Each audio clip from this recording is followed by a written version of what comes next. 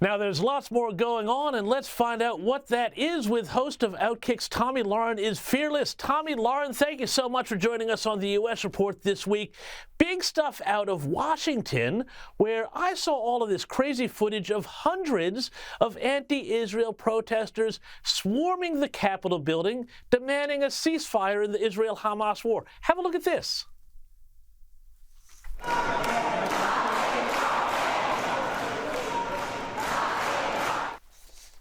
Now, Tomi, I didn't see anybody there in a big Viking helmet, but that looked a little almost insurrection-y. What did you make of it?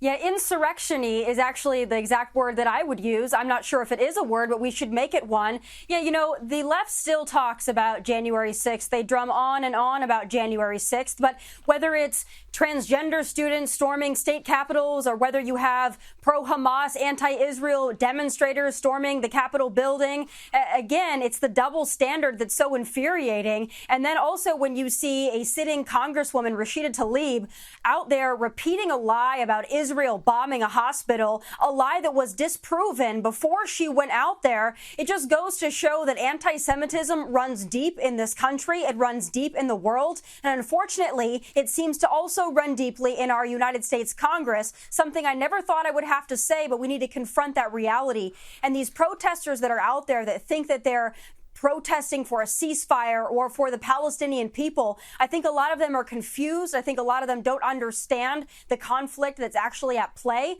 So I hope that they are simply confused and not evil, but the jury is still out on that one. Well, Tomi, it strikes me it's pretty extraordinary that so many people were so quick to believe the propaganda from Hamas, a terrorist organization, that it was an Israeli missile that hit that hospital. It didn't even hit the hospital, and it wasn't an Israeli missile. And yet they're acting like Hamas are the victim. And I'm not hearing any of the protesters saying, hey, Hamas, release those 203 hostages either, am I? Well, why should they release the hostages when we have our United States President Joe Biden already offering $100 million in humanitarian relief for Gaza and the people of Palestine? They have no reason to release those hostages. And Hamas runs a wonderful propaganda campaign. I will give them that. They are able to rip at the hearts and the minds of impressionable Americans and impressionable people around the world, that they are able to use the plight of the Palestinian people to advance their cause of terror. And that's something to me that's so deeply rooted in the world. It's really unfortunate that it's gotten this bad, but I don't see it changing anytime soon. And I think the demonstrations around the world in favor of Hamas, a terror organization, just echoes that really sad point. And I mean, Tomi, when people call for a ceasefire, what they're really saying here is, hey, Hamas, you're allowed to go and attack Jews and attack Israel and attack the West with impunity. But as soon as you're done, we'll call for a halt to things so that you don't get in trouble. You can't call a ceasefire with a terrorist organization. Thank you. You know, I am not a foreign policy expert, nor am I an international diplomat, but you cannot call a ceasefire with a terror organization because they do not operate within that international norm. They are not a civilized state. They are not a civilized nation. They are not an ally. They are an enemy that is a terrorist enemy. So you can't have a ceasefire, and anybody that's pushing for a ceasefire is exactly what you said. They're actually pushing for Israel's inability to defend and protect itself. And we all know that as soon as Israel stops defending itself and stops fighting back, that they are at risk once again. These terrorist organizations will not stop until they rid the earth of Jews and Israelis. They have made that clear. Why we don't believe them is really peculiar to me. And Tomi, I think I love your moral clarity here because, you know, it's not just Israel, it's the West entirely that they don't want to fight back. But, you know, now we've also got, of course, the prospect of potentially 1 million refugees from the Gaza Strip fleeing the war that's between Israel and Hamas. And now on the left, some in America are calling for those refugees to be taken in by the U.S. I don't know. I kind of feel like, given everything that you've got going on at the southern border, and, you know, I'm not sure exactly that the Gazan people might be the most sort of pro-Western civilization types either, pro-American. How on earth would this be a good idea? Under no circumstance can we admit even a single refugee from Gaza. We cannot vet these people. We cannot accurately document these people. There is no reason to expose our nation to potential terrorism and national security threats. We've already done it with the southern border. 2.5 years, we've allowed millions of people to come into our country under the guise of asylum seeking.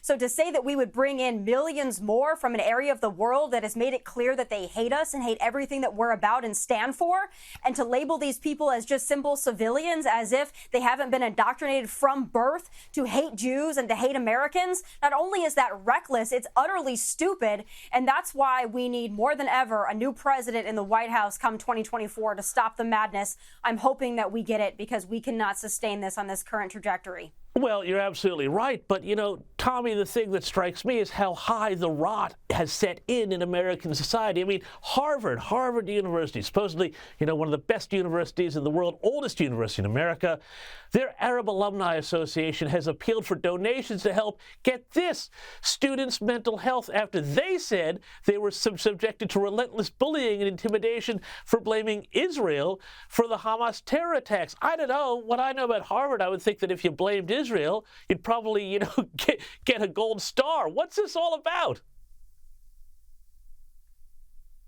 Yeah, for some of the most highly educated students in the country and in the world, this really is an embarrassment. And right now they're reaping the consequences of their own actions with employers that are looking at these pro-Hamas, pro-terror students and saying that they don't want to hire them. And for good reason. They have every right to do that. They have every right to look at the people that might be coming into their institutions and their companies and look at somebody who has a pro-terror agenda or sympathizes with terrorism and to say that they don't want that. But these students at Harvard, they are being impacted by this Hamas propaganda, just as so many Americans are. And it's truly unfortunate. Again, I will say, I hope that these students are just confused. I hope that they just misunderstand the dynamics. I hope that they aren't truly evil or pro-terror. But I think that they're going to see the consequences of their actions. And I hope that they see the light. I hope that they change their perspective. And you know what's also interesting to me is these are some of the same students and the same student groups, these liberal students on college campuses around the country that will advocate for pro-LGBTQ all day long.